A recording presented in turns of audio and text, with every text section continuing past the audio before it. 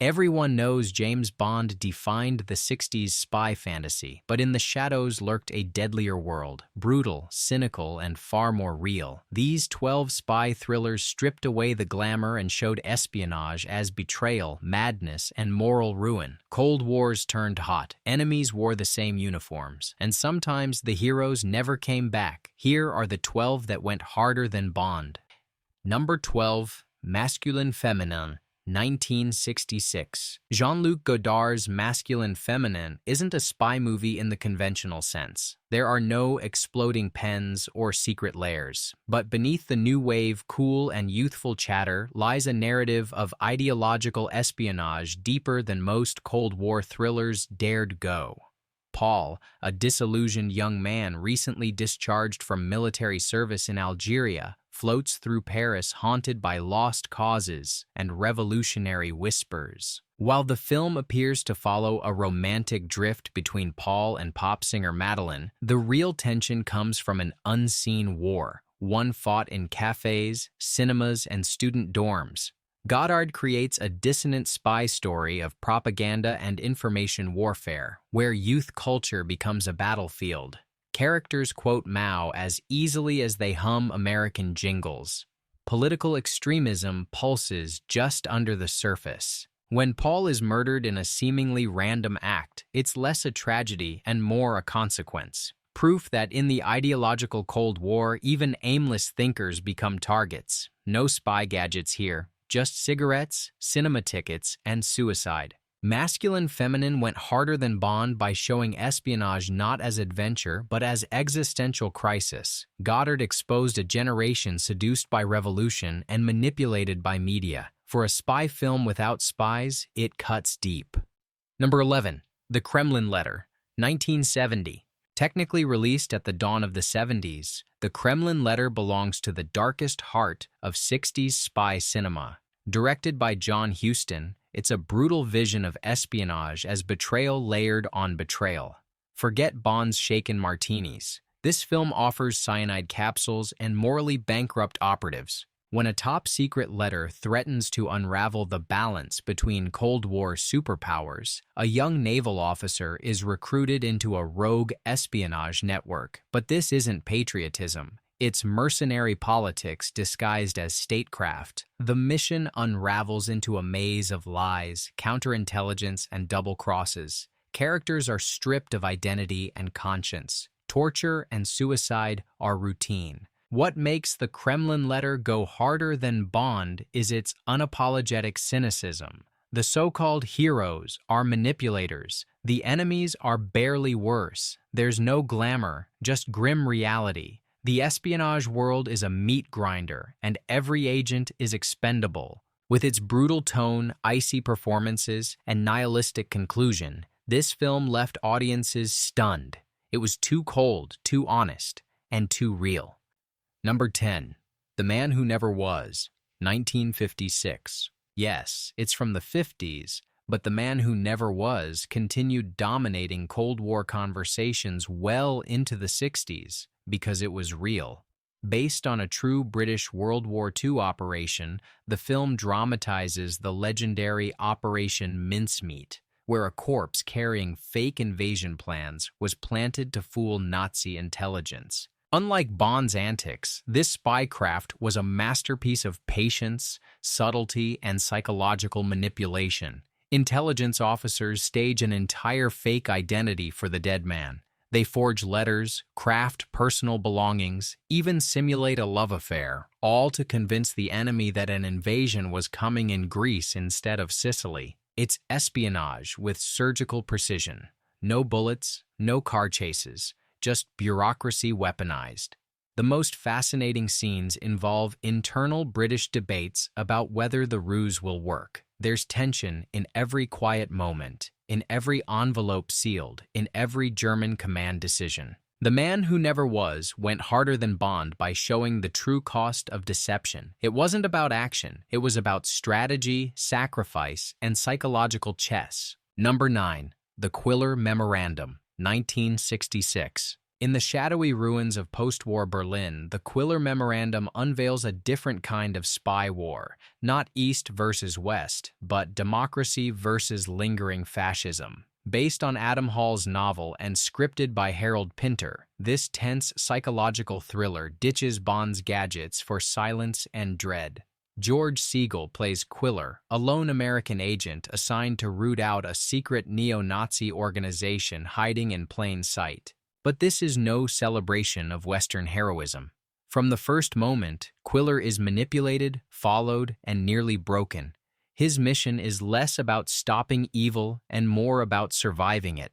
He's drugged, interrogated, and psychologically dismantled by a polite, well-spoken antagonist, played chillingly by Max von Sydow. What makes the Quiller Memorandum go harder than Bond is its emotional claustrophobia. There's no grand explosion, no last-minute save, just corridors of paranoia where your allies might be setting you up and your enemy wears a gentleman's suit. Quiller is punished for asking questions and warned not to succeed. In this world, espionage isn't thrilling, it's terminal, and knowing the truth is the most dangerous thing you can do. Number 8. Topaz, 1969. Alfred Hitchcock's Topaz is not remembered for action, but for moral rot. Cold War tensions boil over in this slow-burning tale of political chess, defection, and betrayal inside both American and French intelligence. Based on a real-life espionage scandal involving Soviet missiles in Cuba, the film strips away the fantasy and lays bare the international backstabbing. The protagonist, a French agent named André Devereaux, is caught between nations, families, and shifting allegiances. There are no tuxedos or witty one-liners here, just the suffocating pressure of espionage politics. The tension doesn't come from shootouts, but from choices that destroy friendships, marriages, and careers. What makes Topaz go harder than Bond is its brutal honesty. Intelligence work isn't just dangerous, it's morally catastrophic. Allies betray allies. Loyalty is a liability, and Hitchcock makes the audience feel every soul-crushing compromise. By the end, Devereaux hasn't saved the world. He's just survived, alone and ruined. That's Cold War espionage in its purest form. Number 7. Billion Dollar Brain, 1967. If Bond was government-issued class and confidence, Billion Dollar Brain was what happened when the wheels came off. The third installment in the Harry Palmer series, this film throws Michael Caine's working-class spy into a surreal nightmare of megalomania and militant anti-communism. He's no Superman, just a man dodging madness on a frozen battlefield. The plot begins with a mysterious computer sending instructions from an anonymous financier. Soon, Palmer finds himself caught between Soviet agents, private armies, and fanatical American crusaders plotting an unauthorized war in Eastern Europe. The titular brain isn't a person. It's a sentient computer managing the mission, and it's terrifying. Visually stunning and narratively bizarre, the film weaponizes paranoia and technology. Palmer trudges through icy landscapes and ideological absurdity, slowly realizing that even the people who hired him might want him dead. It went harder than Bond by turning spy work into absurdist horror. Truth is code, war is automation, and survival means accepting madness. Number 6. Our Man Flint, 1966. On the surface, Our Man Flint looks like a parody. Derek Flint is a super spy who dances ballet 1 minute and disables nuclear weapons with a cigarette lighter the next. But underneath the satire is a dangerous critique of Bond's world. Flint's missions reveal not just enemy plots but the absurdity of power itself. James Coburn plays Flint with smug brilliance. He doesn't work for MI6 but answers directly to the US president. His mission? To stop a rogue scientific cabal from controlling the weather. Ridiculous? Yes. But Our Man Flint dares to show how science, politics, and ego can spiral into global catastrophe under the guise of security. Unlike Bond's national loyalty, Flint operates as a freelancer, questioning authority, rejecting orders, and solving problems through intellect over gadgets. He refuses to kill unless absolutely necessary. That moral choice sets him apart. What makes it go harder than Bond is its willingness to say the quiet part out loud, that world-saving agencies often create the danger they claim to prevent, and that the greatest threat to humanity might not be the villains, but the systems meant to stop them. This is subversion wrapped in humor, and it cuts deeper than expected. Number 5. The Deadly Affair, 1967. Adapted from John le Carré's Call for the Dead and directed by Sidney Lumet, The Deadly Affair is a slow bleed of paranoia and regret. James Mason stars as Charles Dobbs, a British intelligence officer investigating the suicide of a government official, only to uncover a web of lies reaching into the heart of the establishment. What sets this apart is the human decay beneath the surface. Dobbs isn't suave. He's tired, compromised, and emotionally wrecked. His wife is having an affair. His friendships are crumbling. His mission is less about justice and more about finding something, anything, to believe in. The cinematography bleeds with sepia tones, capturing a gray London where nothing feels certain. The villains aren't cartoonish. They're colleagues, bureaucrats, and friends. The film unfolds like a quiet tragedy, with espionage revealed as moral corrosion, not heroism. It went harder than Bond by showing the damage done not to nations, but to souls. Dobbs doesn't save the day. He barely survives it. Number 4, Fail-Safe, 1964. Sidney Lumet's Fail-Safe may not be a spy film in the conventional sense, but it's built entirely on Cold War espionage logic. A computer malfunction sends a U.S. bomber wing hurtling toward Moscow. As leaders scramble to prevent nuclear annihilation, the entire system of surveillance, deterrence, and command collapses in real time. There are no martinis here, just dread. The president, played by Henry Fonda, is forced to consider the unthinkable, sacrificing millions of his own people to preserve the greater balance of terror. What makes Fail-Safe go harder than Bond is its complete lack of glamour. Intelligence fails, machines don't blink, and human morality shatters when tested. It's a spy thriller without spies, where the endgame is extinction. Released the same year as Dr. Strangelove, this film isn't funny, it's sobering, and its depiction of how quickly everything can go wrong remains terrifyingly relevant. Number 3. Army of Shadows, 1969. Jean-Pierre Melville's Army of Shadows is a French resistance film often overlooked in spy movie conversations. But in truth, it may be the most brutal espionage film of the 1960s. Based on Joseph Kessel's novel and Melville's own resistance experiences, the film follows a secret cell of the French underground battling Nazi occupation, not with gunfire, but with silence, sacrifice, and betrayal. What separates Army of Shadows from Bond, and from almost every other spy film, is its emotional gravity. Missions are grim and joyless.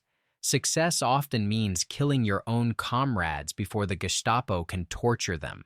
There are no briefcases filled with gadgets, only unmarked cars, hidden pistols, and gut-churning decisions. The film's cinematography is shadowed and restrained.